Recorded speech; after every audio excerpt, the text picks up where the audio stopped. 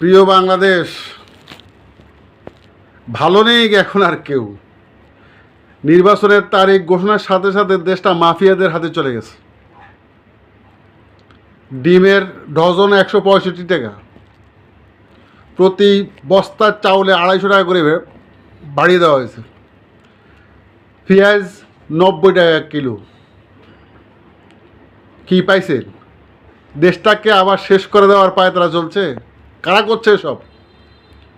সরকার তো এখনও বর্তমানে ক্ষমতায় আছে, তারা কি করছে? বসে বসে আঙ্গুল চুষছেন কেন? দেশের মানুষরা তো কিছুই দিতে পারেন নাই। বিভক্তি, বিভ্রান্তি আর অনৈক্য ছাড়া কি দিয়েছেন আপনারা? কিছুদিন পর্যন্ত দেশটা দ্রব্যমূল্য মানুষের নাগালের মধ্যেই ছিল, এখন আবার দেশটা মাফিয়াদের হাতে চলে গেল কীভাবে? এটা কার? এক জবাব কে দেবে? পুরো বাংলাদেশ আওয়াজ তুলুন, দেশ এবং জাতিকে রক্ষা করুন।